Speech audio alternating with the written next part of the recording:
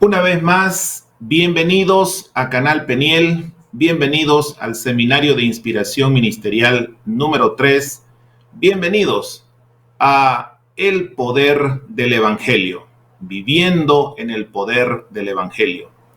Hoy nos corresponde estudiar el tema de la llenura del Espíritu Santo. Tema número 8 de una serie de 14 temas que hemos dispuesto para ustedes en esta oportunidad. La vida cristiana se vive desde adentro para afuera. No se trata meramente de adoptar ciertas conductas o ciertos hábitos. Estas conductas y hábitos surgen de algo que sucede en el interior del individuo. Hay una presencia interior del Espíritu Santo y eso produce un resultado exterior. En otras palabras, la vida del creyente se vive desde adentro hacia afuera. Hagamos un repaso del tema que acabamos de escuchar, expuesto por nuestro querido hermano Jürgen Schulz, de quién son todos estos estudios. Él habló sobre la espiritualidad cristiana en una vida del Espíritu, habló del sello del Espíritu, la iluminación del Espíritu, el acceso a Dios por el Espíritu, la morada del Espíritu, fortalecidos por el Espíritu, la unidad del Espíritu y el contristar al Espíritu. Si usted no tuvo la oportunidad de estar presente en esa exposición, va a quedar allí en YouTube o en Facebook. Usted puede recurrir a esa conferencia. Acaba de terminar muy, pero muy edificante. Nosotros vamos a hablar en esta oportunidad de la llenura del Espíritu Santo. Y nuestra base bíblica va a ser Efesios capítulo 5, los versículos 18 al 21. Dice de la siguiente manera: No os embriaguéis con vino, en lo cual hay disolución. Antes bien, sed llenos del Espíritu, hablando entre vosotros con cánticos espirituales, cantando y alabando al Señor en vuestros corazones, dando siempre gracias por todo al Dios y Padre, en el nombre de nuestro Señor Jesucristo. Someteos unos a otros en el temor de Dios. Sed llenos. Y luego vienen 4 maneras de manifestar la llenura del Espíritu Santo: hablando, cantando y alabando, dando siempre gracias y sometiéndose, eso en modo que no están, mejor dicho, en modo imperativo. El imperativo es el verbo principal, o por lo menos de esa manera fue traducido a nuestro idioma: sed llenos. Y luego le siguen 4 verbos gerundios. ¿Qué denotan estos gerundios? Denotan la acción presente continua. Aquí el gerundio denota una acción que coincide con la acción del verbo principal, que es sed llenos. Expresa una acción simultánea al verbo central. El verbo principal es sed llenos, como dijimos. Pero ¿cómo debemos cumplir ese mandato? Lo vamos a hacer hablando, cantando, dando gracias y sometiéndonos. Los gerundios en el castellano describen cómo se lleva a cabo el mandato. Por ejemplo, vayan a la casa pensando en lo que han aprendido. El mandato es vayan, el gerundio es pensando. Otro ejemplo, hagan la tarea tomando en cuenta estas recomendaciones. El mandato es hagan la tarea. El gerundio es tomando en cuenta estas recomendaciones. Un tercer ejemplo. Corran la carrera mirando a Cristo. El mandato es corran la carrera. El gerundio es mirando, mirando a Cristo. Eso también lo vemos en Mateo capítulo 28 y versículo 19, cuando Jesús nos entregó la gran comisión. Él dijo, haced discípulos, y entonces vienen una serie de gerundios, yendo, bautizando y enseñando. El mandato a obedecer es hacer discípulos. ¿Cómo lo hacemos? ¿Cómo hacemos discípulos? Bueno, lo hacemos yendo, bautizando y enseñando. Así que regresemos a este mandamiento, sed llenos.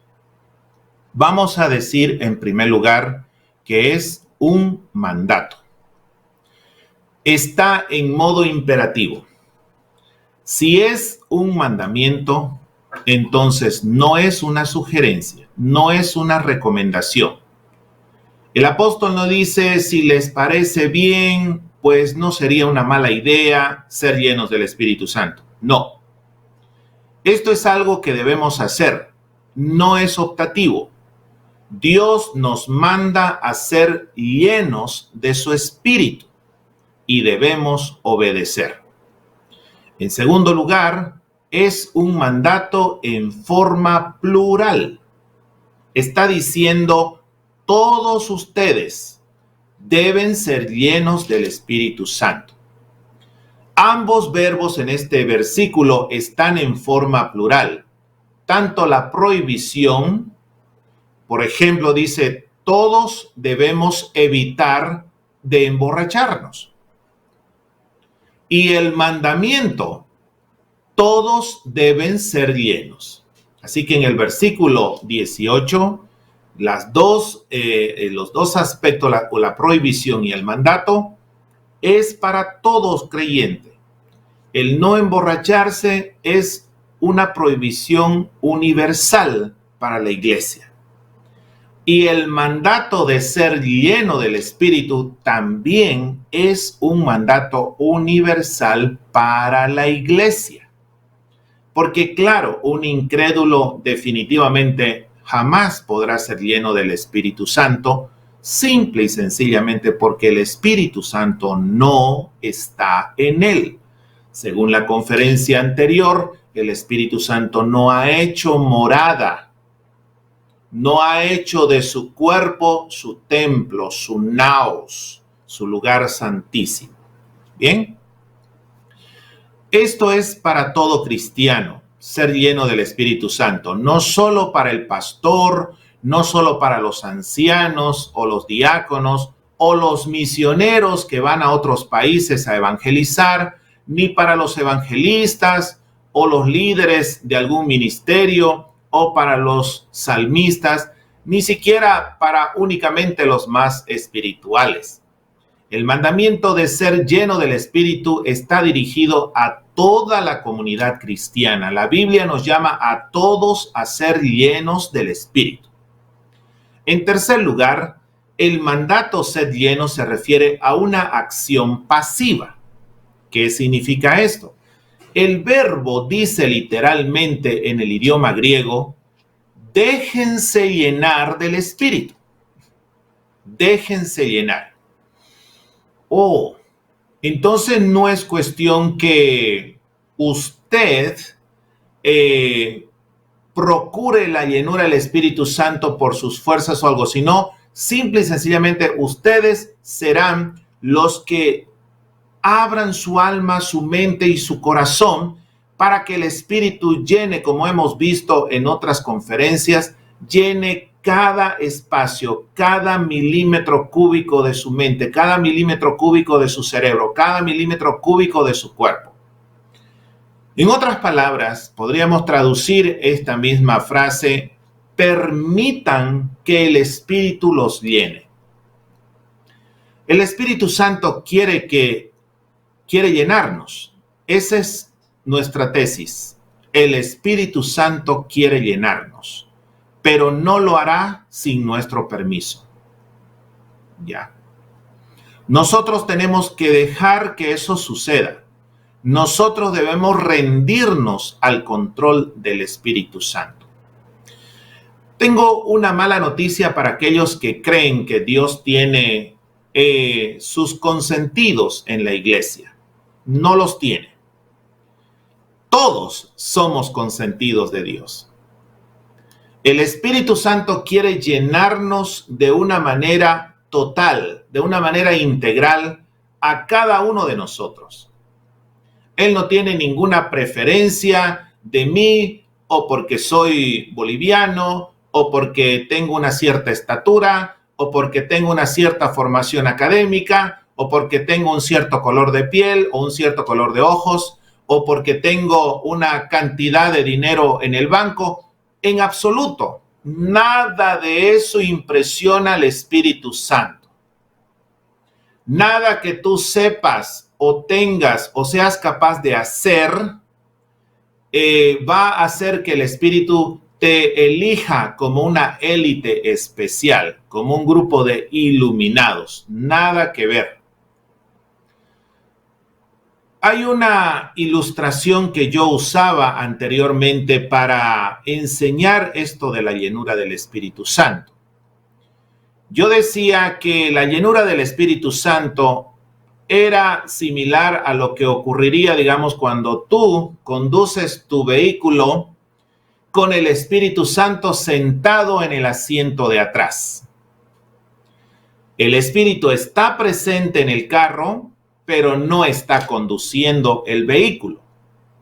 Entonces yo decía, la llenura del Espíritu sería decir, mira, Espíritu Santo, la verdad no sé conducir bien este vehículo. Me falta experiencia, me falta pericia y yo me voy a hacer a un lado y toma tú el timón del carro. Pero con el tiempo he llegado a pensar que esta ilustración no es del todo apropiada. Creo que esta no es la mejor manera de entender el tema de la llenura del Espíritu Santo, porque esto da a entender que nosotros tenemos que soltar el timón y ser totalmente pasivos mientras que el Espíritu se encarga de manejar el carro. El carro en este caso sería nuestra vida. Sería mejor pensar que el Espíritu Santo es el copiloto que está a nuestro lado. No tiene él precisamente sus manos en el timón. Las tenemos nosotros, las seguimos teniendo nosotros. Pero él quiere enseñarnos cómo hacer el trabajo, quiere enseñarnos a conducir nuestra vida, quiere enseñarnos a poner en orden nuestras expectativas y prioridades. Quiere enseñarnos a enfocarnos en Cristo y avanzar hacia Él. Él no anula nuestra personalidad, no debe hacerlo. Dios a cada uno de nosotros nos ha dado una manera de ser distinta. Y así como hay diversidad de formas y colores en el planeta, también hay diversidad de personas. Por ejemplo, en estas mismas conferencias, ustedes han visto dos tipos de personalidad. El primero es mi hermano Jorge, quien expone de una manera calmada, con mucha didáctica, con siguiendo el guión paso por paso. Y el segundo sería yo, que tiendo a ser más eufórico, que tiendo a ser más, incluso a elevar un poco la voz. Dos diferentes personas, dos diferentes tipos de exposición, dos diferentes dones espirituales. Dios quiere que nosotros manifestemos lo que Él nos ha dado. Eso está perfectamente bien, eso es legítimo. Y el Espíritu Santo quiere que de la manera como Dios nos hizo en el vientre de nuestras madres, de esa manera nosotros podamos seguir viviendo y mostrando a Cristo a los que no lo conocen. Así que el Espíritu Santo no quiere anular nuestra personalidad, no, en absoluto. Así que Él lo que quiere es que nosotros aprendamos a conducir de buena manera nuestra vida. Por lo tanto, la llenura del Espíritu no es algo que sucede una sola vez en la vida. Se trata de una acción que necesita repetirse una y otra vez, diariamente. En el libro de los Hechos, los apóstoles fueron llenos del Espíritu vez tras vez. En Juan capítulo 2, versículo 7, en aquella oportunidad cuando Jesús, su madre y sus discípulos fueron invitados a una boda en Caná de Galilea, Jesús les dijo a los siervos: llenad esas tinajas. Y los siervos las llenaron. Eran 6 tinajas. La acción debía llevarse a cabo una sola vez. Cuando las tinajas fueron llenas, Jesús obró el milagro de la transformación del agua en vino. Pero en Efesios 5:18, sed llenos del Espíritu. La idea es: manténganse llenos siempre. Déjense llenar siempre con el Espíritu. Entonces la acción es continua, no es una única vez, sino es constantemente. En Efesios 1:13, Pablo dice que fuimos sellados con el Espíritu. El sello del Espíritu Santo no significa que el Espíritu Santo nos sella. Significa que el Espíritu Santo es el sello de Dios en la vida de sus hijos. Se trata de una acción terminada. Ya está hecho. Ya fuimos sellados no por el Espíritu, sino con el Espíritu. Eso no necesita repetirse. No necesitamos aceptar a Cristo vez tras vez. El verbo ser llenos del Espíritu, en cambio, sucede una y otra vez. Sigan siendo llenados del Espíritu Santo. Hoy día, al comenzar este día, cada creyente en el mundo debió ponerse delante del Señor y pedir que el Señor pueda, que el Espíritu pueda llenarlo completamente, pueda llenar su mente, pueda llenar su corazón, pueda dirigir su voluntad, sus decisiones, guiar sus decisiones, pueda iluminarnos, etc. Todos los han sido sellados con el Espíritu, pero los cristianos siendo llenados por el Espíritu. El sello del Espíritu sucede en el momento de la conversión, justificación. De hecho, es el Espíritu quien obra la justificación. Es el Espíritu quien agarra la justicia de Cristo y viste al creyente desprovisto, desnudo de toda justicia. Pero cuando el creyente, por la fe en Jesucristo, es vestido por el Espíritu Santo, entonces es justificado delante del Padre. Sin embargo, la llenura sucede momento a momento. Hoy yo puedo estar hablándoles lleno del Espíritu Santo, pero en una hora puedo dar rienda suelta a mi carnalidad, a mis pensamientos, a mis fantasías pecaminosas, y en una hora este mismo Carlos Suárez que les está hablando en este momento, siendo lleno del Espíritu Santo, en una hora puedo estar siendo lleno de mi carne. El sello es una acción terminada, como dijimos, que no se repite, pero la llenura, y que quede muy claro, es una acción que sucede innumerables veces en la vida. En los Hechos de los Apóstoles, como dijimos, leemos varias veces que Pedro fue lleno del Espíritu Santo.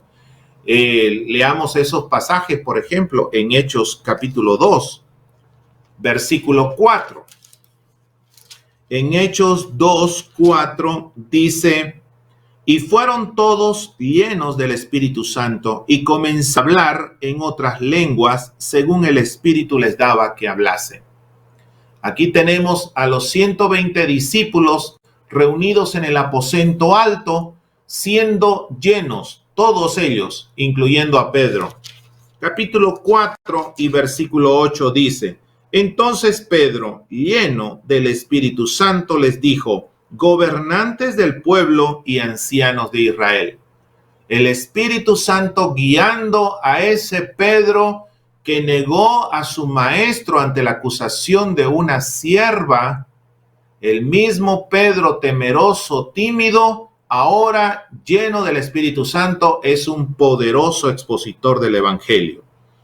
Capítulo 4, versículo 31 dice: cuando hubieron orado, el lugar en que estaban congregados tembló, y todos fueron llenos del Espíritu Santo y hablaban con denuedo la palabra de Dios. Así que en estos casos específicos, la llenura del Espíritu Santo se manifestó en denuedo, en elocuencia, en valor, valentía para exponer la palabra de Dios. Vaya si Pedro no fue lleno del Espíritu Santo cuando los acusa a los judíos de que ellos habían crucificado al Mesías. Entonces, hagamos una pequeña comparación en este momento entre el sello del Espíritu Santo y la llenura del Espíritu Santo.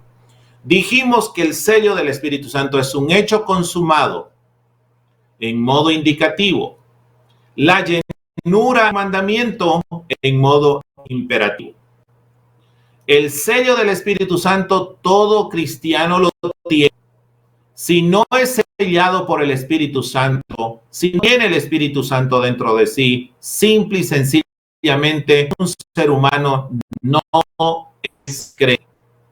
La llenura del Espíritu Santo, solo algunos creyentes lo son.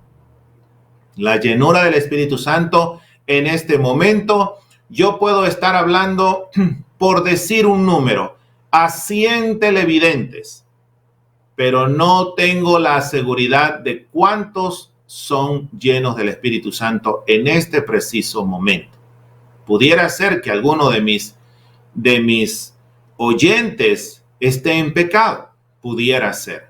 Bueno, que este mensaje precisamente lo anime a abandonar ese pecado y dejarse llenar por el Espíritu Santo hoy mismo. En el sello es permanente, la llenura es cambiable. El sello habla de nuestra identidad como creyente. Si no tenemos el sello, pues no somos propiedad privada, no somos de Cristo, no pertenecemos a la familia del Padre. La llenura nos habla de nuestra práctica, de nuestra conducta, de la transformación diaria de nuestro carácter a la imagen de Jesucristo. El sello nos habla que fue una vez y para siempre. En cambio, la llenura del Espíritu Santo puede ocurrir muchas veces. En cuarto lugar,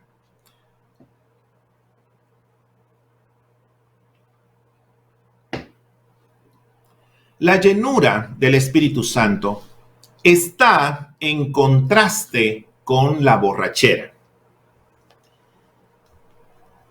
El apóstol Pablo va a hacer un contraste entre los efectos del alcohol y los efectos del Espíritu Santo. Pablo aquí arma un contraste entre la borrachera y la llenura. La borrachera conduce a la disolución. No os embriaguéis con vino, en lo cual hay disolución. ¿Qué significa disolución? Esta palabra guarda relación con el término que usó Jesús en la historia del hijo pródigo en Lucas 15. El pródigo agarró su herencia y comenzó a vivir perdidamente. Empezó a vivir de manera disoluta. Una conducta carente de sobriedad, de autodominio, un descontrol, un dejarse llevar a una vida desordenada y desenfrenada es disolución. Y a eso conduce la borrachera. La borrachera no conduce a nada bueno. A nada bueno. Por eso Pablo la prohíbe tajantemente. No os embriaguéis con vino. Y eso en la actualidad no significaría que solo no debemos embriagarnos con vino, sino con ninguna bebida alcohólica. Ahora, la llenura, como la borrachera, es repetible. Nadie se emborracha una vez en la vida y dice, esta borrachera estuvo tan linda, tan satisfactoria, que ya no necesito emborracharme más el resto de la vida. Todo lo contrario, todo lo contrario. Si una borrachera estuvo, a pensar de los borrachos, buena, querrán repetirla pronto, lo más pronto que se pueda. Y aquí en Guatemala hay algunos que agarran furia. ¿Qué significa agarrar furia en el contexto de Guatemala? Significa seguir emborrachándose por días, semanas y meses. Algunos comienzan a tomar en Navidad y van terminando allí por marzo más o menos su borrachera. Felizmente, después de unas cuantas horas, la borrachera va pasando. Para repetir la experiencia, uno tiene que seguir tomando y tomando. Y lamentablemente, mis amados hermanos, muchos la repiten con demasiada frecuencia. La borrachera. Bueno fuera que repitieran la llenura del Espíritu Santo. La llenura de igual manera no es una vez y para siempre. Necesitamos que el Espíritu nos llene cada día una y otra vez. En otras palabras, tanto la borrachera como la llenura del Espíritu Santo implican ceder el control. Una persona en estado de embriaguez está bajo el control del alcohol. No está en el pleno control de sus acciones y palabras. No está en el uso de su sano juicio. Comienza a decir y hacer cosas que nunca haría en estado de sobriedad. Ha perdido el control de su vida. Cuando somos controlados por el Espíritu, también se pone de manifiesto el fruto del Espíritu, el cual es amor, gozo, paz, paciencia, benignidad, bondad, fe, mansedumbre y templanza. Todos esos frutos son las manifestaciones del carácter de Cristo. Así que es fácil identificar a un borracho y también a un creyente lleno del Espíritu Santo. La llenura del Espíritu presupone una entrega a Dios, mis amados hermanos. No significa recibir más del Espíritu, porque Dios no da su Espíritu por medida. Es decir, ser lleno del Espíritu Santo no significa hacer lo que hacemos con nuestro vehículo cuando se acaba el combustible, ir a la estación y que nos pongan allí 2, 3, 4 galones de gasolina, en fin. No. Porque nosotros, si hemos sido sellados por el Espíritu Santo previamente, ya tenemos el Espíritu en nosotros. El Espíritu ya ha hecho de nuestro cuerpo su naos, su lugar santísimo, su morada. ¿Me entiende? No se trata de pedir más del Espíritu. Veamos Romanos 12:1. Así que, hermanos, os ruego por las misericordias de Dios que presentéis vuestros cuerpos en sacrificio vivo, santo y agradable a Dios, que es vuestro culto racional.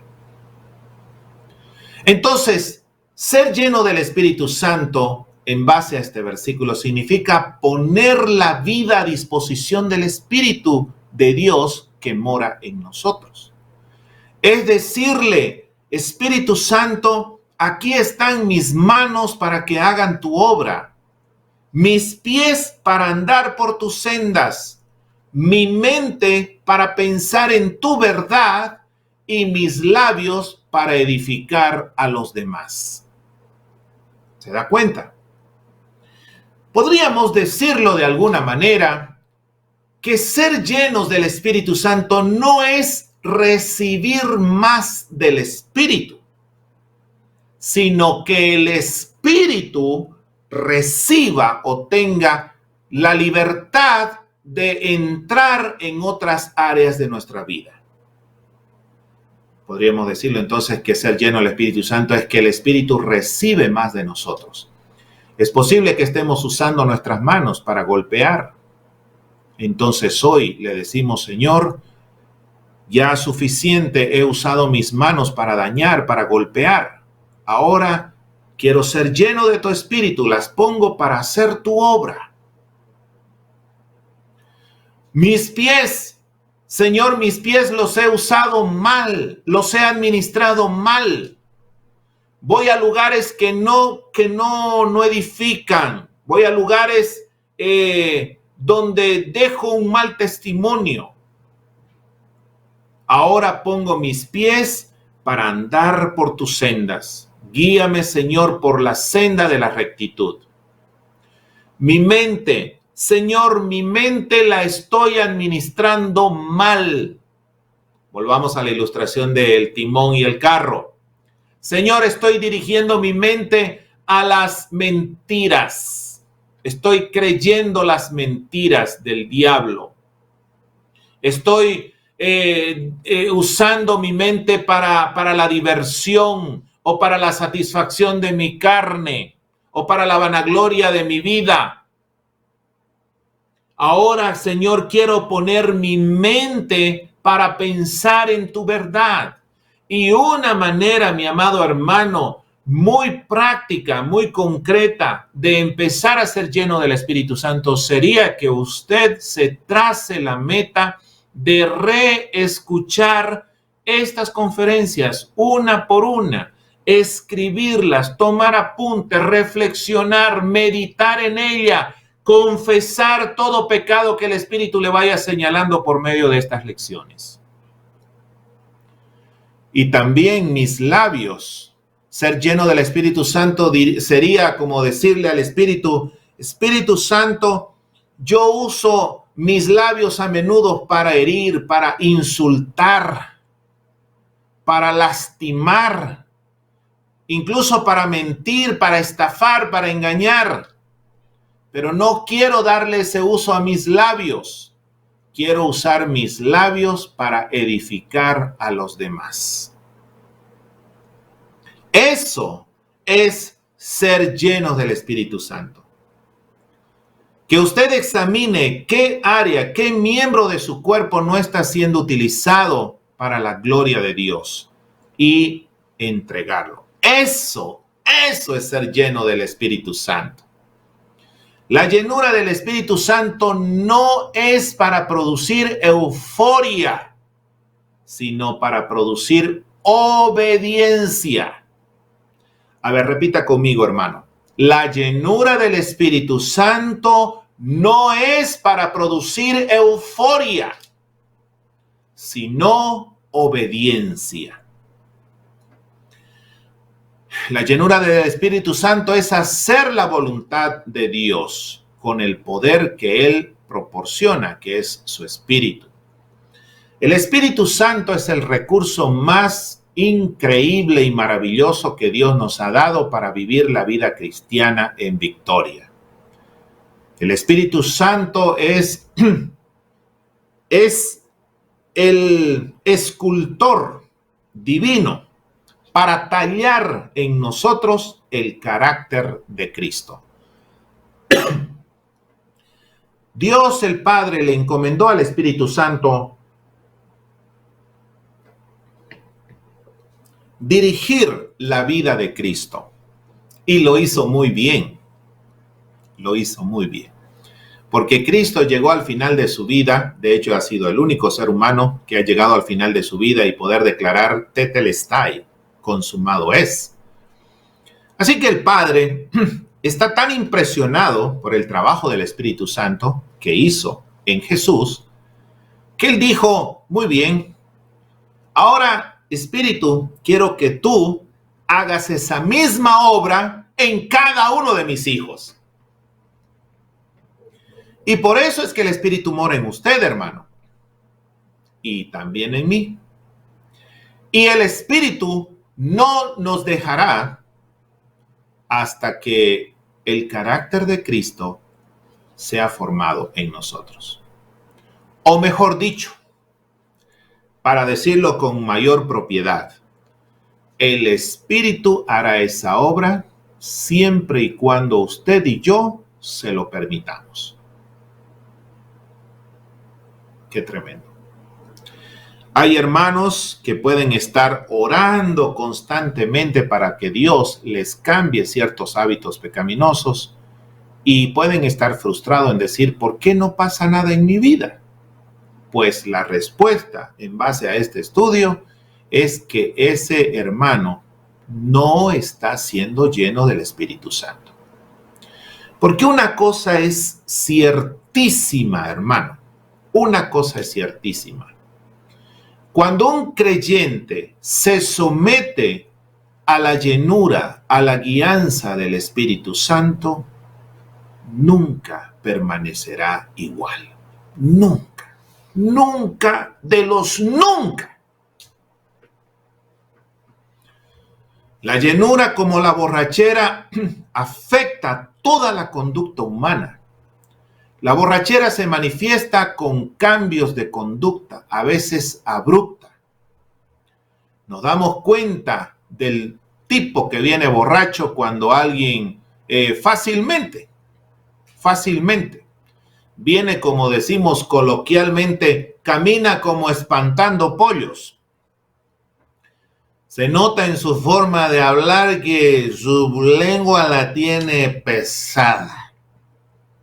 Su forma de andar es irregular, su actuación es completamente diferente. Hay quienes cuando están sobrios son muy calladitos, pero cuando están bajo los efectos del alcohol, ¿quién los calla? El borracho no puede entender por qué la acera por la que está caminando se le mueve como las olas del mar y es muy difícil navegar en línea recta, porque su cuerpo está bajo el control del alcohol. El alcohol lo lleva a actuar de una manera tonta, errática. Ahora, no tenemos que pensar que la llenura del Espíritu nos lleva a una embriaguez espiritual, hermanos, que es una especie de subdoctrina muy común en la actualidad. Voy a repetir este concepto. No tenemos que pensar que la llenura del Espíritu nos lleva a una embriaguez espiritual, porque no existe tal cosa. O que nos arrastra a una fantástica y mística sensación de estar en un viaje astral o espiritual al tercer cielo. Nada más alejado de la verdad. La llenura no implica alguna increíble borrachera espiritual. Puede haber momentos de euforia por cosas muy normales. Es una conducta piadosa que se parece al carácter de Jesús. Una persona puede ser llena del Espíritu Santo allí en una sala de cuidados intensivos. Una persona puede ser llena del Espíritu Santo en una celda de una cárcel. Una persona puede ser llena del Espíritu Santo en una oficina, siendo un burócrata del Estado, con 200, 300 personas haciendo cola. Una persona puede ser llena del Espíritu Santo manejando su taxi, su Uber, su camioneta. El éxtasis no es una característica de la llenura del Espíritu Santo. De una vez por todas se la decimos de esta manera, de una manera clara, de una manera contundente. La llenura del Espíritu Santo tiene que ver con una conducta piadosa, con los frutos del Espíritu Santo: amor, gozo, paz, paciencia, benignidad, bondad, fe, mansedumbre, templanza. Y tampoco crean, mis amados hermanos, que la llenura del Espíritu Santo ocurre solamente en el contexto de la iglesia o el culto. Una persona puede ser llena del Espíritu Santo en su taller. Por ejemplo, una persona que tiene un taller y tiene varios operarios bajo su mando, que siempre les está gritando, siempre los está insultando, siempre los está criticando. y los empleados allí están pero completamente fastidiados de la conducta de este capataz o de este dueño de este taller. Y con todo y se dice cristiano. Y ahí vemos el domingo yendo a la iglesia. Pero si los hermanos de la iglesia lo conocieran, cómo habla en el taller, cómo actúa en el taller, cuando hace sus negocios, y eso los empleados lo ven. Entonces, ¿cómo podría este dueño del taller ser una persona llena del Espíritu Santo? Bueno, si está escuchando esta conferencia, pues ponerse de rodillas delante del Señor y decirle: Señor, he utilizado mis labios para el mal. Soy bueno trabajando el hierro. Soy bueno forjando el acero. Soy bueno haciendo esto. Pero mi lengua, Señor, mi lengua es una reposadera. Es una reposadera. Hiede, insulta, lastima. Señor, quiero que tomes el control de mi lengua. Y entonces este mismo dueño empieza, en vez de maltratar a sus empleados, los comienza a bendecir, los comienza a saludar amablemente. Por cada cosa, cada herramienta que le trae, gracias. Dios te bendiga. Sin lenguas, sin éxtasis, sin borrachera espiritual, el dueño de este taller está mostrando la llenura del Espíritu Santo. ¿Por qué? Porque el fruto del Espíritu Santo, que es amor, paz, paciencia, benignidad. ¿Y qué significa la benignidad, hermanito? Significa ser bueno. Ser bueno. Los empleados, los vecinos, los clientes empezarán a ver en este creyente un hombre lleno del Espíritu Santo, sin necesidad que salte 2 metros. Bueno, no pueden saltar 2 metros, pero digamos que salte 1 metro, o que esté allí siempre con sus manos arriba, o que esté siempre en éxtasis. No, hermano. Simple y sencillamente ese testimonio cristiano, ese fruto del Espíritu Santo demostrará que este hombre está siendo llenado por el Espíritu Santo. Lo triste es cuando este tipo de creyentes que en el culto están en un estado casi de éxtasis, y el que entra al culto y lo ve dice: ¡wow! ¡Qué espiritual ese hermano! Pero cuando sale de la iglesia es el mismo patán. Eso no sirve, hermano. Eso es religiosidad, de lo que hemos hablado aquí. Uno de los frutos del Espíritu Santo precisamente es la templanza, es el dominio propio. No un descontrol, sino una vida bajo control, una conducta santa. El Espíritu Santo trae orden, trae belleza, trae santidad a la vida. La idea de estar lleno, se encuentra en otros pasajes, hermano. Por ejemplo, en Lucas 4, 28 y 29. Se nos dice que cuando Jesús estuvo en su pueblo y le dieron el privilegio de leer la Torá, se llenaron de ira y le echaron fuera de la ciudad. Es decir, estas personas se dejaron controlar por su ira. Estaban llenos de ira y eso se dejó ver en su conducta. En Hechos 13:45 dice: pero viendo los judíos la muchedumbre, se llenaron de celos y rebatían lo que Pablo decía, contradiciendo y blasfemando. Entonces estos judíos vieron cómo la gente los seguía a Pablo para escuchar sus enseñanzas. Y estos judíos se llenaron, pero se llenaron de celos, se llenaron de envidia. La envidia los empezó a controlar. Así que La ira, la envidia, los celos también pueden controlar a una persona, pueden llenar a una persona y estas personas van a actuar conforme a lo que tienen dentro. Entonces aquí cabe una pregunta por hacer. ¿Qué tenemos que hacer nosotros para ser llenos del Espíritu Santo? Vayamos al Evangelio de Juan, capítulo 7.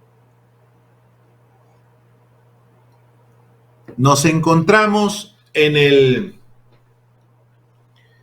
el contexto de la fiesta de los tabernáculos, una de las 7 fiestas judías y una de las 3 más importantes, donde todo hombre judío tenía que asistir a Jerusalén para asistir a esta fiesta, para celebrar la fiesta de los tabernáculos. Esta fiesta de los judíos se celebraba cada año en Jerusalén.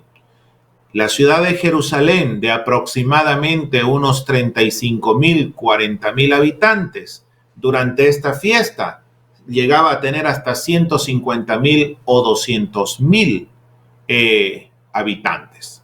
Es decir, que la población de la ciudad de Jerusalén se multiplicaba por 3, 4, 5 durante una de estas fiestas.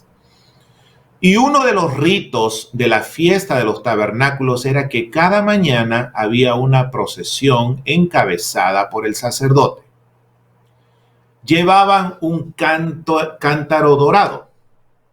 Cuando llegaban al estanque de Siloé, el sacerdote llenaba el cántaro de agua y luego todos regresaban por las calles de la ciudad hasta llegar al templo. Entonces, cuando regresaban al templo, el sacerdote derramaba el agua que había recogido el estanque de Siloé y lo derramaba al lado del altar. ¿Qué se cree que significaba esta ceremonia? Se cree que conmemoraba el milagro de Dios de sacar agua de una peña en el desierto. ¿Y para qué? Para que todo el pueblo de Israel pudiera beber. Pero también no solamente era un rito que apuntaba hacia el pasado, sino también era una ceremonia que simbolizaba el futuro cumplimiento de la profecía de Joel capítulo 2, que decía que un día Dios derramaría su espíritu sobre todos los seres humanos. Así que el sacerdote y el pueblo, como diría el Chavo, sin querer queriendo, estaba profetizando el milagro que ocurriría en Pentecostés, allí en el aposento alto, 50 días después de la resurrección de Cristo, donde el Espíritu Santo se derramaría de una manera visible, de una manera espectacular sobre los discípulos y todos serían llenos del Espíritu Santo. Así que en medio de la fiesta, imagínense ustedes todo este jolgorio, ¿verdad? Imagínense los judíos felices, un ambiente festivo, una religiosidad tremenda. Jesús se para en medio de la muchedumbre y les hace una declaración contundente. Esa declaración la leemos en Juan capítulo 7, versículos 37 y 38, que dice: en el último, imagínense, en el último y gran día de la fiesta, Jesús se puso en pie y alzó la voz diciendo: si alguno tiene sed, venga a mí y beba. El que cree en mí, como dice la Escritura, de su interior correrán ríos de agua viva. La gente que participaba en ese rito de la fiesta veía un acto simbólico, un acto que no traía una plena satisfacción espiritual a sus corazones, como ningún rito religioso lo hace en el mundo, ni lo ha hecho jamás. Los ritos religiosos podrán ser atractivos, creativos, pero nunca van a llevar agua y van a satisfacer la sed del alma sedienta del pecador. Así que este acto, como cualquier otro, no traía plena satisfacción espiritual a sus corazones. Ellos, después de esa fiesta, aún seguían sedientos. Y Jesús se para delante de todos ellos y les ofrece el agua viva. En el desierto el mensaje para los israelitas fue: si quieren agua, vengan a la roca. Eso usted lo puede corroborar en Éxodo 17. Ahora el mensaje es: si quieren agua viva, vengan a mí. Vengan a Jesús. Él les va a dar el agua que su alma requiere, que su alma necesita, que su alma anhela. Se la dará en abundancia. Y saben, a diferencia de cualquier otra agua que beban, esta agua viva calmará su sed para siempre. Aquella roca, dice Pablo en 1 Corintios 10, aquella roca en el desierto, Horeb, era una figura de Jesucristo, porque Jesucristo fue golpeado por nuestros pecados y como resultado de él corren ríos de agua viva para que podamos beber en abundancia y hasta quedar completamente saciados. Ahora Jesús les dice: vengan a mí, quien puede darles el agua que satisface su ser. Ese soy yo. Cristo nos invita a venir a todos a beber de él. ¿En qué consiste esa agua viva? Hay iglesias que se llaman Agua Viva, hay grupos musicales que se llaman Agua Viva, hay ministerios que se llaman Agua Viva. Pero yo pregunto, ¿en qué consiste esa agua viva? Bueno, Cristo menciona dos cosas. En primer lugar, tener sed. Reconocer nuestra necesidad, anhelar ser llenos del Espíritu. No dice que debemos venir con vidas intachables y perfectas. No dice que debemos tener un elevado nivel de santidad. Cristo puso una sola condición para dar esa agua viva que él ofrece. Y la única condición que él puso fue el que tiene sed. Querido hermano, déjeme hacer un paréntesis en este momento. Probablemente tú, al escuchar esta conferencia, hayas sido redarguido por el Espíritu Santo. Es posible que tú no estés conforme con la manera como estás administrando tu vida. Es posible que al llegar a este punto de tener sed, tú hayas dicho: sí, sí, ese soy yo. Estoy sediento. Ando bebiendo aguas artificiales por todo ello, pero nada ni nadie me satisface. Mi corazón sigue vacío. Mi corazón sigue ardiente, pero ardiente de ese sol quemante del mediodía. Mi corazón sigue sediento. Entonces este mensaje es para ti. Este ofrecimiento de Cristo es para ti. Jesús dijo: el que tiene sed. Si tú tienes sed, tú calificas para que Cristo pueda darte el agua viva. ¿Recuerdan la primera bienaventuranza que dijo Jesús? Bienaventurados los pobres en espíritu. Aquellos que reconocen su bancarrota moral. Aquellos que reconocen su vacuidad espiritual. Están vacíos espiritualmente. Están quebrados moralmente. No tienen nada, absolutamente nada que ofrecer de bueno a Cristo y al Padre. Entonces este puede ser el día cuando podemos venir con toda seguridad y reconocer delante del Señor que estamos sedientos, que estamos pobres y estamos necesitados, y decir: Señor, yo tengo sed. Entonces eso nos conduce a la segunda declaración de Cristo: vengan y beban. Venir y beber. ¿Pero venir a dónde? ¿A la iglesia? No, venir a Cristo. Si quieren agua viva, vengan a Jesús. ¿Y dónde está Jesús?, podrá preguntarse usted. Allí a la par suya, mi querido hermano. Justo a la par suya.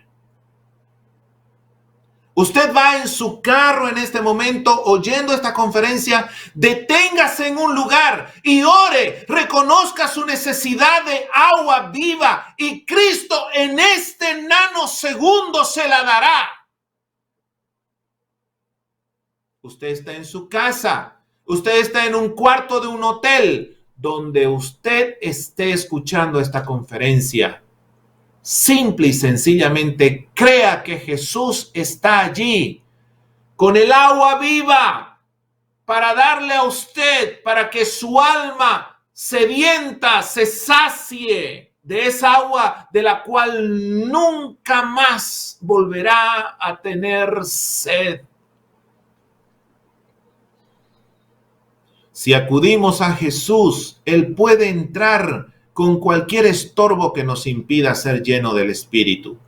Podemos venir con nuestros pecados, nuestros fracasos, nuestras frustraciones, nuestros traumas, nuestros complejos, nuestras derrotas. Él las puede limpiar, Él nos puede perdonar. Ese es su trabajo. Y créanme, mis hermanos, lo hace muy bien. Es experto en perdonar pecados. Tenemos que venir a Jesús y comprobarlo. El pecado estorba el obrar del Espíritu Santo y necesitamos practicar la confesión para quitar de en medio cualquier pecado que estorbe nuestro andar en el Espíritu. Si no estamos llenos del Espíritu, es porque hemos contristado al Espíritu. El Espíritu, cuando pecamos, no se enoja, se contrista.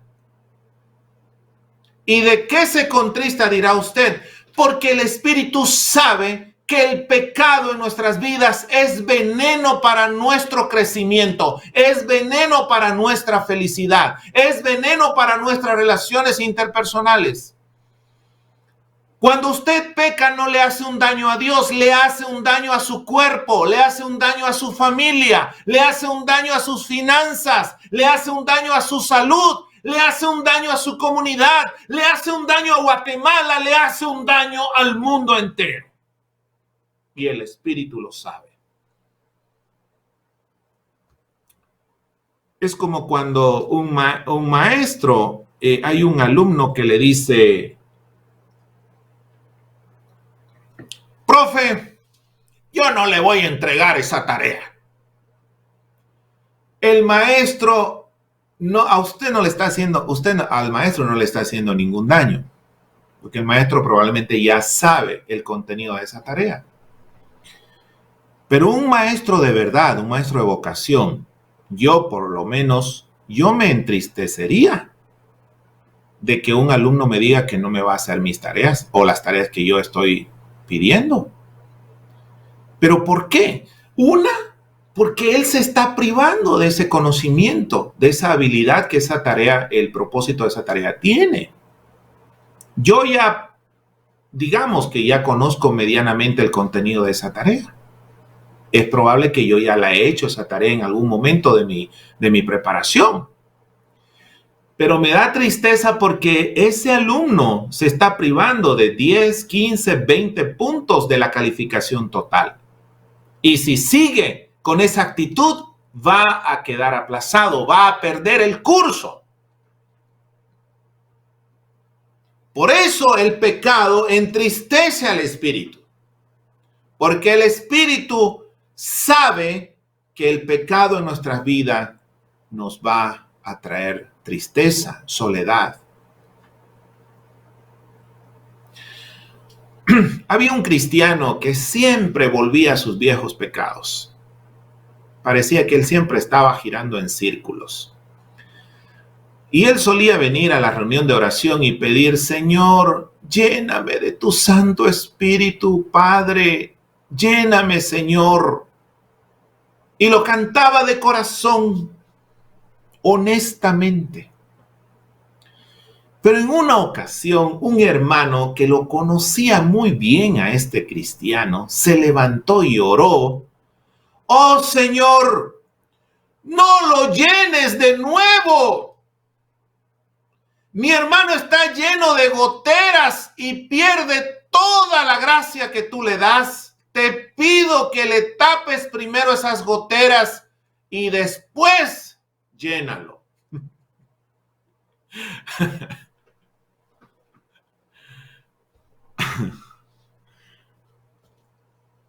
Goteras. Para que Dios nos llene de su espíritu a menudo, mis hermanos, no a menudo, siempre, tenemos que tapar primero esas goteras por donde la guía, por donde la influencia, donde el poder del espíritu se filtra.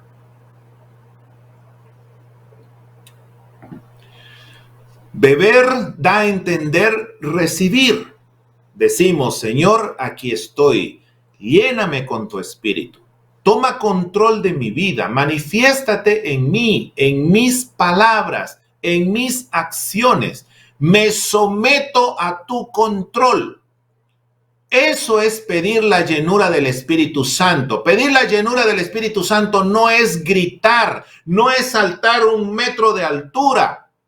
Pedir la llenura del Espíritu Santo es pedir que el Espíritu tome el control de todo nuestro ser, espíritu, alma y cuerpo. Y para ser lleno del Espíritu Santo, mis amados hermanos, no necesitamos ayunar 40 días y 40 noches. No necesitamos caminar de rodillas de aquí hasta Esquipulas. No necesitamos rezar 1000 Padres Nuestros.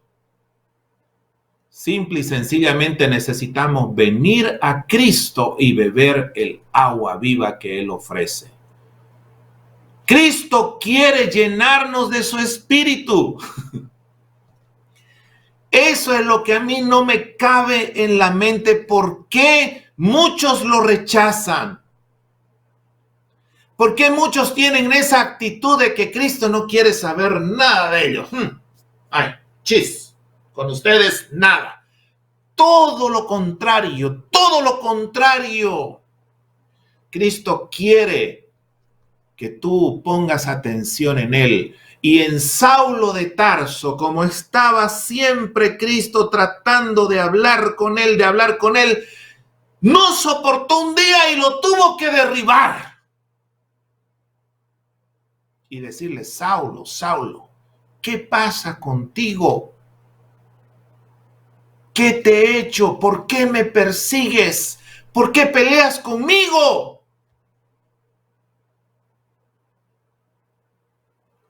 Yo que te amo, yo que quiero redimirte, que quiero transformarte, que quiero usar tus dones positivamente, y tú que me das la espalda.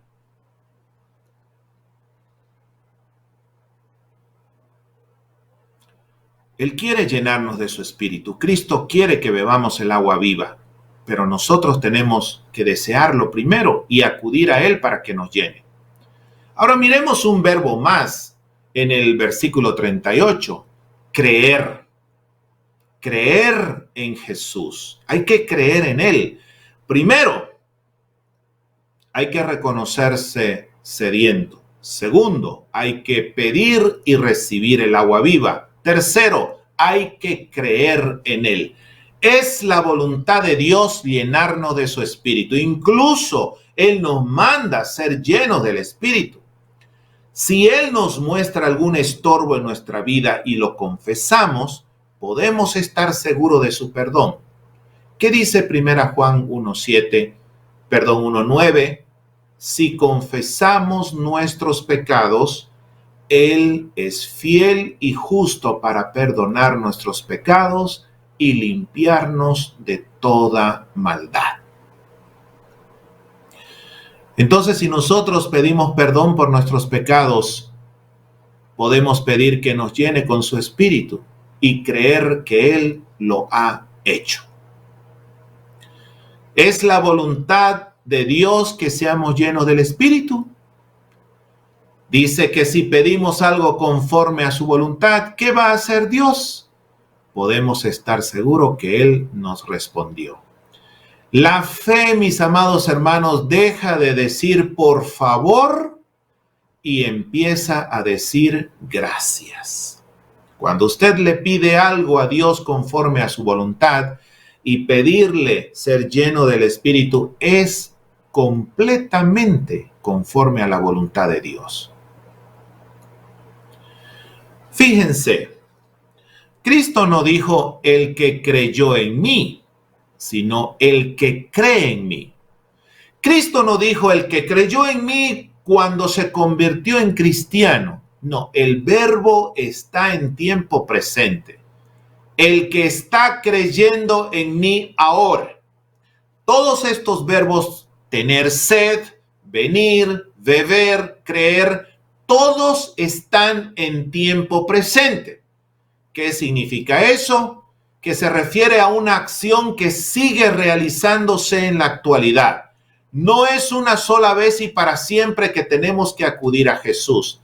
Seguimos viniendo no para ser salvos, porque ya fuimos salvos la primera vez que fuimos. Ahora venimos, seguimos creyendo en Él para seguir bebiendo, para seguir siendo llenos de su Espíritu. El Espíritu, mis hermanos, como dije, no es un líquido. Es una persona, como usted y como yo, como el Padre y como el Hijo. No es un viento, no es un aire, no es solo una influencia, no es un líquido, es una persona.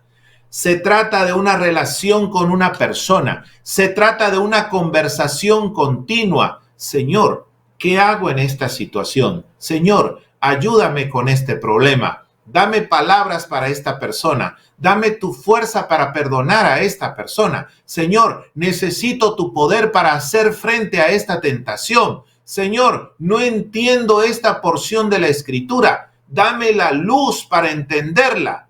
Ser llenos del Espíritu es entablar una conversación constante con Él. Algo más, y esta es la parte final. El agua tiene que correr. El agua tiene que correr. El agua tiene que convertirse en agua que corre. El Espíritu Santo no está para darnos algún éxtasis espiritual, como lo hemos dicho varias veces. Está para fluir de ti, bendición a otros. La llenura del Espíritu hace que uno se convierta en canal de bendición para otros. Dios no quiere que seamos solamente cisternas de Él, sino ríos de Él. Cisterna solo contiene el agua, los ríos dejan fluir el agua. El agua tiene que correr. El Espíritu nos impulsa a compartir, amar, perdonar, bendecir y ministrar a otros. Él nos convierte en instrumentos de bendición para otros. ¿Cómo ser lleno del Espíritu Santo? Aquí van algunas sugerencias. Confesar todo pecado conocido. Someterse completamente a Dios. Apropiar por fe la llenura del Espíritu y dar gracias. Volvamos a Efesios 5. Consideremos las marcas de uno que vive con la plenitud del Espíritu. Vimos que luego del mandato de Efesios 5:18 viene una serie de verbos y que describen lo que ocurre cuando uno está lleno del Espíritu. Pero vamos un momento a Colosenses capítulo 3. Colosenses es una epístola gemela de Efesios. Estas dos cartas son muy parecidas, tienen una misma estructura y más o menos cubren los mismos temas. Oiga lo que dice Pablo a los Colosenses en el capítulo 3 y versículo 16. la palabra de Cristo more en abundancia en vosotros. En Efesios, espíritu. En Colosenses, palabra. Y seguimos leyendo, observamos que ser llenos del espíritu y ser llenos de la palabra surten o producen el mismo efecto. Entonces, ¿qué conclusión podemos sacar de eso? Que hay una relación estrecha entre el Espíritu de Dios y la palabra de Dios. ¿Y por qué? Porque la palabra de Dios es inspiración del Espíritu. Yo no entiendo cómo muchos hermanos que se llenan la boca del Espíritu Santo no tienen el mismo aprecio, el mismo amor y la misma disciplina de leer lo que el Espíritu Santo ha inspirado.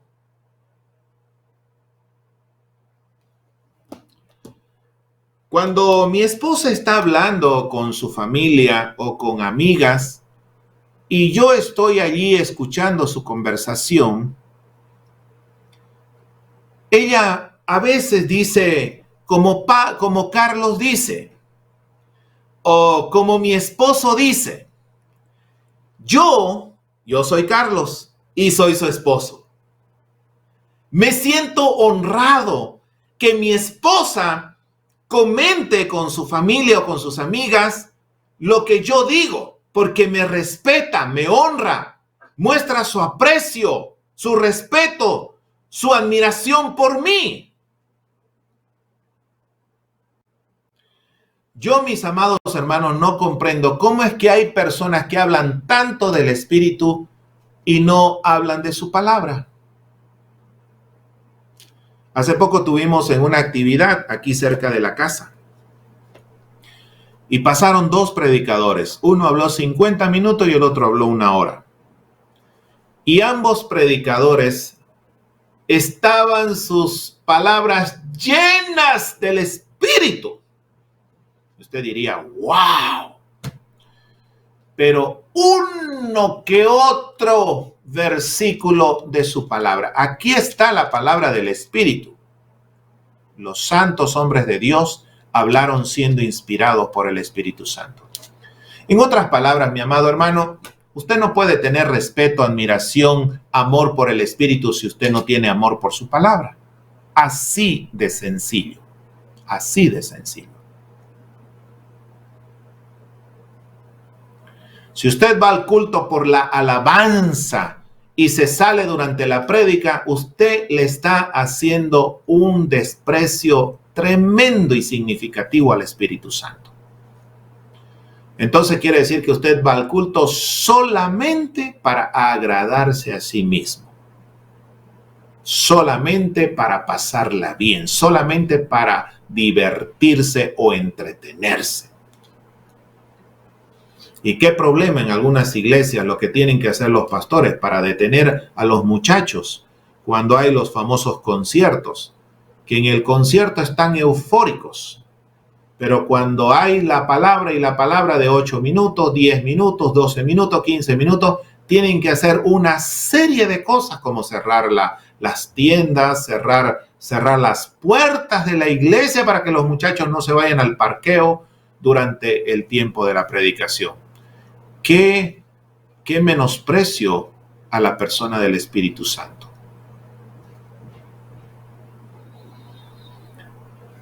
Entonces, si quiero ser lleno del Espíritu, hermano, tengo que ser lleno de su palabra. No hay otra manera. El Espíritu usa su palabra para obrar en mi vida, para señalar los pecados en mi vida, para alumbrar mi camino. La manera segura en la que el Espíritu habla es por medio de su palabra. Cuando nosotros conversamos con el Espíritu Santo, lo que el Espíritu Santo usará para respondernos es pondrá versículos de su palabra en nuestra mente. ¿Verdad? Vamos a ver un poquito, y estamos en la recta final de esta conferencia, los efectos de la llenura del Espíritu Santo. En primer lugar, dice Efesios 5:19, hablando. La primera prueba de la llenura tiene que ver con lo que hablamos. Podríamos decir así, hermanos, y lo voy a decir con un poquito de temor y temblor, el miembro de nuestro cuerpo que muestra la primera prueba de que estamos siendo llenos del Espíritu Santo es la lengua. La sin hueso, exactamente. ¿Cómo hablamos? Es la primera manifestación de que nosotros o estamos llenos o no estamos llenos del Espíritu. La llenura del Espíritu produce comunión. Cuando hay hermanos resentidos que no se hablan en la congregación, podemos estar seguros, pero así como usted lo oye, al 100%, que esos hermanos no están llenos del Espíritu.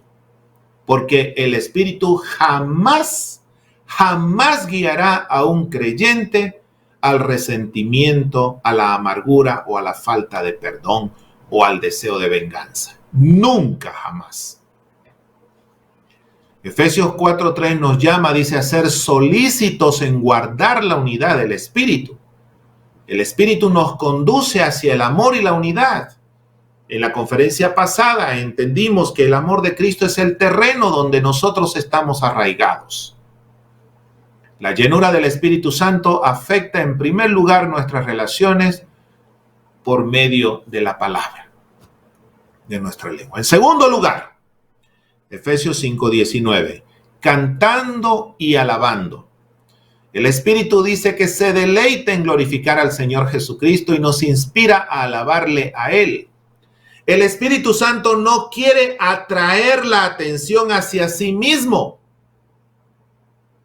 El Espíritu Santo quiere dirigir la atención y la alabanza de todos los creyentes a Cristo. Recuerden, mis amados hermanos, que en la Trinidad, y eso lo estudiamos también, no hay celos, no hay envidias, no hay pleitos. El Espíritu quiere dirigir la alabanza del creyente a Cristo. Del capítulo 1 al capítulo 3 nos proporcionan abundantes motivos para alabarlo. Eso lo vimos en Efesios 1 al 3 cuando aprendimos sobre nuestra identidad en Cristo, sobre nuestra posición en Cristo. Oiga lo que dice la epístola a los Hebreos capítulo 13 y versículo 15. Así que ofrezcamos siempre a Dios por medio de Él sacrificios de alabanza, es decir, fruto de labios que confiesan su nombre. El rey David dijo, bendeciré a Jehová en todo tiempo, en los buenos y en los malos, en los días despejados y nublados. Su alabanza, decía David, de continuo estará en mi boca. Así que debemos alabar al Señor en el tráfico, en la ducha, en el trabajo, haciendo oficios, alabar al Señor. La frase en vuestros corazones podría traducirse como con el corazón o de corazón. Se trata de un corazón que toma en cuenta la bondad, el amor, la grandeza de nuestro Dios. La alabanza genera gozo. La alabanza fortalece nuestra fe. La alabanza glorifica a Dios. El Espíritu nos inspira a alabar a Dios. Entonces dijimos que ser lleno, ¿cuáles son las manifestaciones de la llenura del Espíritu Santo? Hablando. Segundo, cantando y alabando. Tercero, dando gracias. Ayer toda una conferencia sobre el poder de la gratitud. Se las recomiendo. ¿Con cuánta frecuencia debemos dar gracias a Dios? Siempre. ¿Para cuántas cosas debemos dar gracias a Dios? Por todo. Entonces, dar gracias a Dios por las bendiciones físicas, espirituales, ordinarias, extraordinarias, por las bendiciones pasadas, por las bendiciones presentes, por las bendiciones futuras, bendiciones pequeñas, bendiciones grandes, por todo. Realmente hay miles de motivos para quejarse. Pero el Espíritu quiere llevar a nuestra atención a los millones de motivos para dar gracia. Motivos para quejarse, miles. Motivos para estar agradecidos, millones. Yo quiero hacerles un reto en este momento. ¿Quiere usted comprobarlo? ¿Quiere usted comprobarlo? Muy bien. Agarre una hoja de papel en 2 columnas. Tómese el tiempo. En una columna, motivos para quejarme. En otra columna, motivos para ser agradecido con Dios. Y escriba. Escriba. Como tenemos la habilidad de quejarnos constantemente, la columna de la izquierda, usted la va a llenar más rápidamente. Pero si usted pone atención a lo que hemos enseñado en estas conferencias, esta columna derecha, donde estarán los motivos para ser agradecidos con Dios, usted no terminará de escribir ni en los años de vida que les reste sobre esta tierra, ni en las décadas. Y le voy a decir algo más, sin ningún temor a equivocarme. Por toda la eternidad podremos seguir escribiendo motivos y motivos y motivos y motivos y motivos para estar agradecidos con Dios. ¿Por qué somos tan quejumbrosos? Bueno, porque hemos convertido a la queja en nuestro hobby, en nuestro pasatiempo favorito, ¿verdad? Así funciona nuestra mente. Nos enfocamos en lo que nos falta, en lo que no tenemos. Nos enfocamos en lo que nosotros consideramos malo, pero es porque no lo hemos considerado bien, ¿no? Por ejemplo, nos enojamos del sol. ¡Qué calor! A nosotros los que vivimos en Villanueva, este sol nos es fantástico, nos es una bendición enorme, porque aquí a unos 2 kilómetros de mi casa se hizo un agujero en la calle y allí están los tractores y los camiones trabajando porque el tráfico es terrible. Nosotros en Villanueva rogamos que este sol permanezca para que los ingenieros y los trabajadores puedan avanzar y esa carretera pueda ser restablecida y los carros puedan fluir normalmente. ¿Entiende? Y usted quejándose por el calor. Mientras miles de villanovanos oramos para que este sol, para que este calor, para que este tiempo permanezca por un par de días más, hasta que ese trabajo se termine. ¿Entiende? Es que no hemos aprendido, nosotros nos quejamos por todo y por todos. Pero es porque hemos convertido a la queja en nuestro pasatiempo favorito. Ahora es tiempo de cambiar. Alguien dijo una vez, no te quejes de nada a menos que hayas agradecido 3 veces por alguna otra razón. Así que antes de hacer la siguiente queja, mi amado hermano, antes de hacer la queja de su esposo, de su esposa, de sus hijos, de sus empleados, del gobierno, entramos los pastores también, se quejan de nosotros.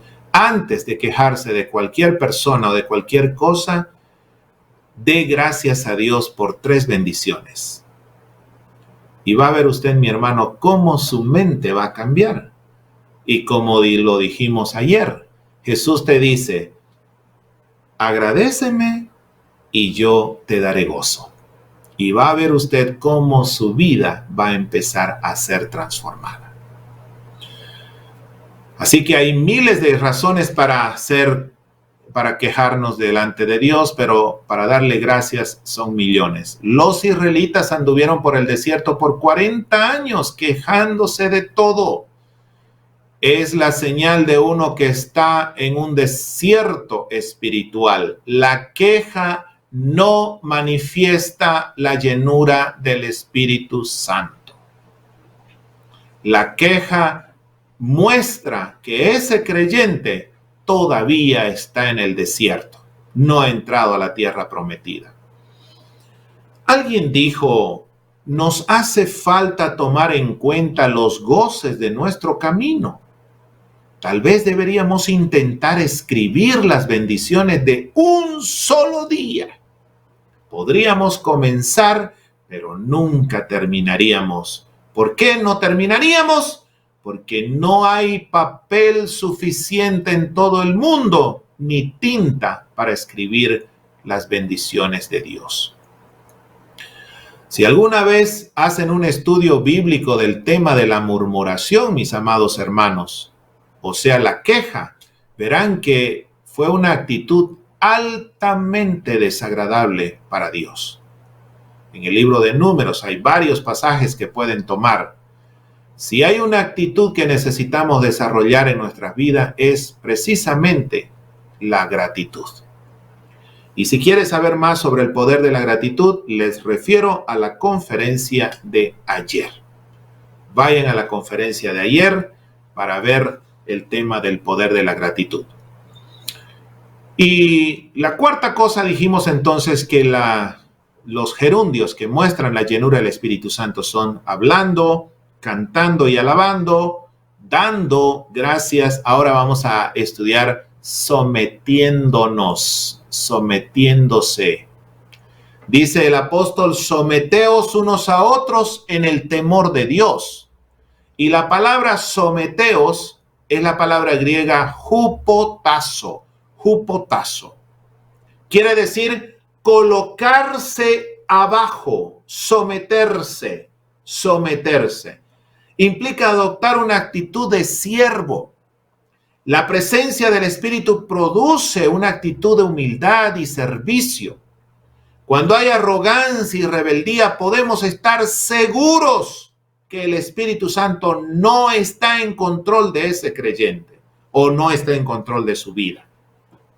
El Espíritu crea una disposición de servir al otro, una actitud sumisa, una actitud que dice, no estoy para exigir mis derechos, estoy para servir, no estoy para hacer prevalecer mis gustos y preferencias, estoy para amar y para dar. La sumisión es la actitud de todo cristiano que todo cristiano debe adoptar. No es algo exclusivamente para la mujer en el matrimonio. Todos somos llamados a tener esta actitud.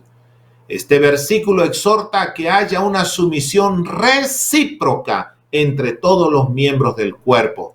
Una sumisión mutua es algo que solo va a suceder por el poder del Espíritu. Es la actitud que produce el Espíritu de Cristo. En Efesios 5, 21 y 22, que normalmente lo utilizamos para hablar de la pareja, lo que está escrito en el original dice, sometiéndose unos a otros en el temor de Dios, y luego dice, las casadas a sus propios maridos como al Señor. Ahí en el idioma griego no hay un verbo en el verso 22. Entonces, ¿qué acción se espera de la esposa? La acción está en el verbo anterior, que tiene que ver con servir. Y más adelante se explica cómo el marido debe servir a su esposa, y lo hace poniendo su vida por ella. Así que el marido no es el mandamás de la casa, es el que se sacrifica por su esposa. Es el que sirve a su esposa e hijos. El esposo, lejos de ser el que manda más, debe ser el que sirve más. Y para ello Jesucristo es el ejemplo supremo. Recuerden que hay una relación romántica entre Jesús y su iglesia. Él dijo, yo no he venido para ser servido, sino para servir. En todo momento su motivación era, no estoy aquí para conseguir, para obtener, ni para beneficiarme a mí mismo. La actitud de Cristo es, yo estoy aquí para dar, para bendecir, para ayudar. Él no tuvo problemas con hacer el trabajo del esclavo más humilde cuando lavó los pies de sus discípulos, por ejemplo. Pablo dijo en Filipenses 2:5, haya pues en vosotros este sentir que hubo también en Cristo Jesús. Así que, mis amados hermanos, el esposo en el hogar no es el mandamás, no es el déspota, no es el dictador, es el que sirve más.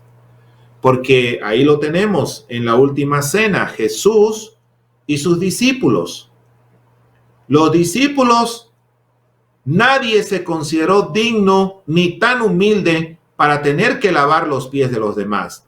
Pero Jesús, siendo el novio, siendo el esposo, fue el que se ciñó, el que tomó un lebrillo y una toalla y empezó a lavar los discípulos de su iglesia, de su novia. Ahora yo pregunto, ¿usted en casa, mi amado hermano, es el que sirve más? ¿Está usted practicando el servicio? ¿La humildad? ¿Está usted lavando los pies de su esposa? ¿Los pies de sus hijos? Eso es lo que Pablo está diciendo, sometiéndonos unos a otros. Y el esposo es el que sirve más porque es el que se sacrifica por su esposa. Observen cómo esta enseñanza sobre la familia fluye directamente en el mandato del versículo 18 de ser llenos del Espíritu Santo. Necesitamos estar sometidos a Dios y llenos de su Espíritu. Ese es el punto de partida. Si no comenzamos ahí, estamos comenzando mal. No vamos a poder avanzar muy lejos en el matrimonio y en la familia. Las cosas van a andar mal. Y si las cosas andan mal en el matrimonio, tal vez necesitamos retroceder al versículo 18 y corregir esa parte, la parte donde se nos ordena ser llenos del Espíritu Santo. Humillarnos bajo la poderosa mano de Dios, colocar nuestra vida bajo el control del Espíritu Santo, permitir que Él nos llene y nos fortalezca para vivir como Dios quiere. El respeto, la sumisión, el amor surgen como fruto de su actividad. No vamos a poder construir un hogar feliz con nuestra pericia. Un hogar feliz no se construye porque usted es una persona que sabe controlar a una mujer y sabe guiar a unos hijos. Créame que no. Necesitamos la presencia, la llenura del Espíritu Santo, el poder del Espíritu Santo. La llenura del Espíritu Santo no es solo para el ministerio cristiano, es también para el matrimonio. En el versículo 18, cuando se nos dice que seamos llenos del Espíritu, no es algo que tiene relevancia solo para la iglesia o para el ministerio. Pablo lo aplica directamente al matrimonio y a la familia. Quien no sabe pastorear su familia, no podrá pastorear la iglesia, mi amado hermano.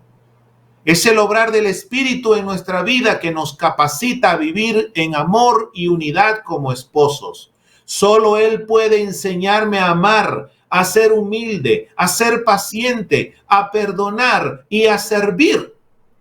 Pero quien no ama, quien no es paciente, quien no sirve en su casa, todo lo que haga en la iglesia es hipocresía.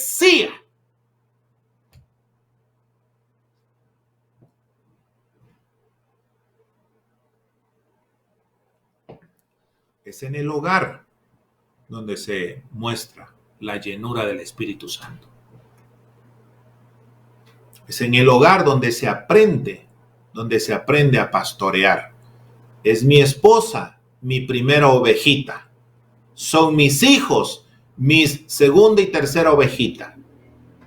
Y luego, entonces, puedo dirigir, puedo enseñar, puedo pastorearle a Grey del Señor. El Espíritu Santo, mis amados hermanos, no es un accesorio religioso para el hogar. Es el elemento imprescindible para un hogar feliz. Sin el Espíritu de Dios, el matrimonio se convierte en un choque, en una pelea, en un ring entre dos seres egocéntricos, egoístas, cada uno jalando como el asadón, jalando para su lugar, para sí. El Espíritu Santo produce en nosotros un espíritu sumiso. Satanás inspira un espíritu de rebeldía en la gente. El Espíritu Santo inspira un espíritu de servicio y humildad. Es interesante, hermanos, notar que la llenura se evidencia en acciones que mayormente tienen que ver con la lengua. Y eso ya lo dijimos.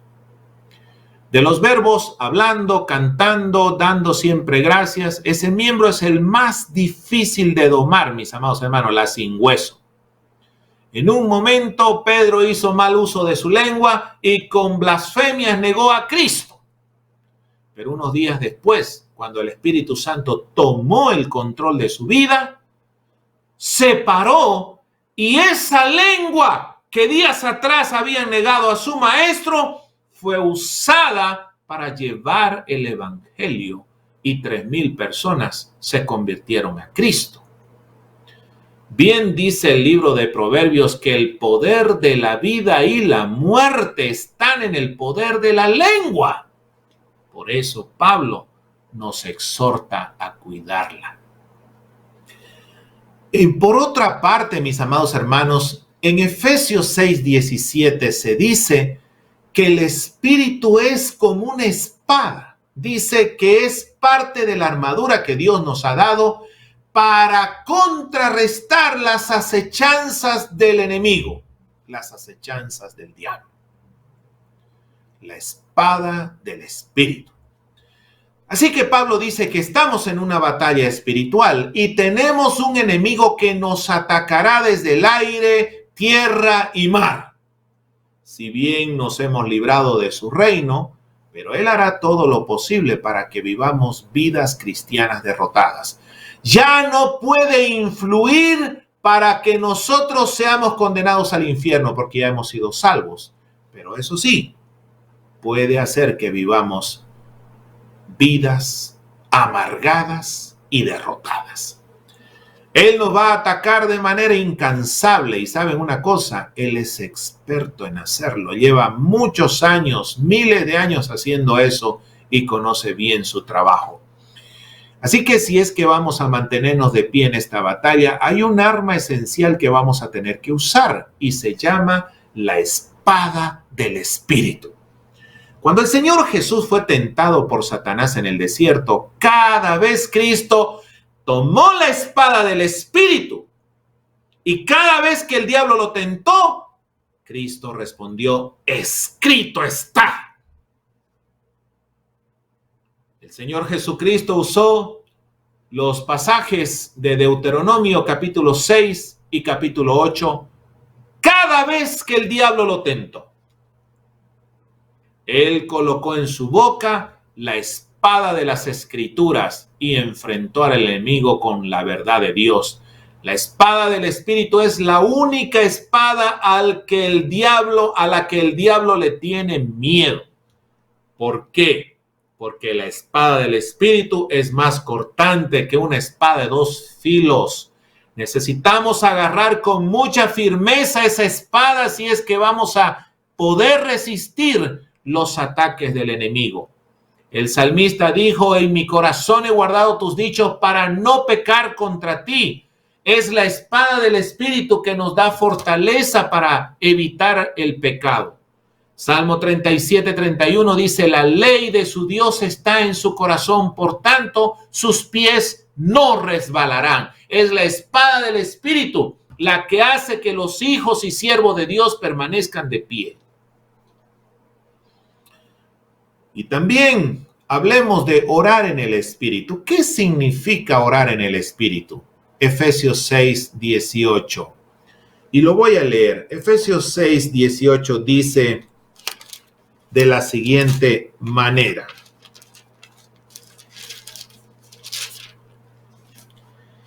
Orando en todo tiempo, con toda oración y súplica en el Espíritu, y velando en ello con toda perseverancia y súplica por todos los santos.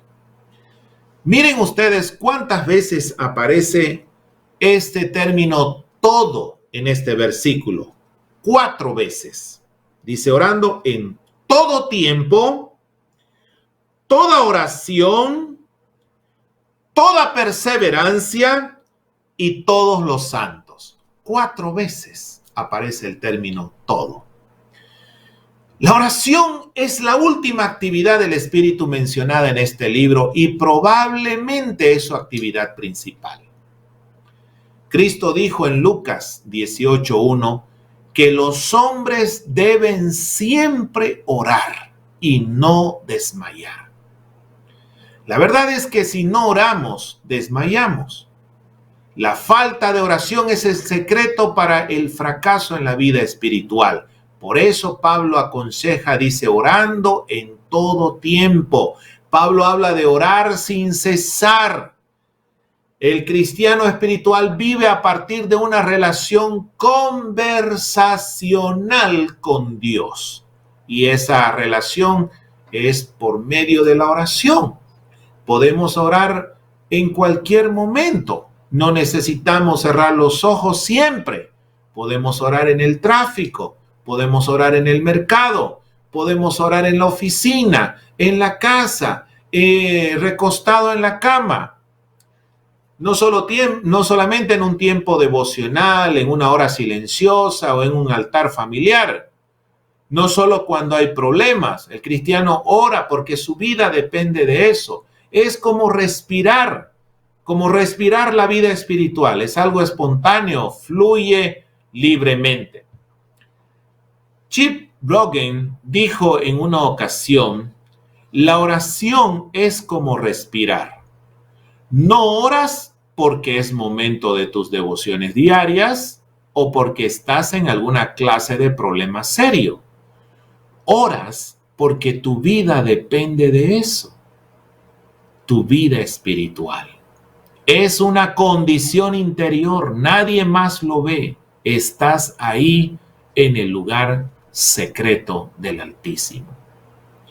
Así que si la oración es como el respirar, hay veces que nosotros provocamos la inhalación y la exhalación cuando hacemos ejercicio. Pero normalmente nosotros respiramos 24/7, 24 horas al día, 7 días a la semana. ¿Por qué? Porque si no respiramos, ¿qué pasa?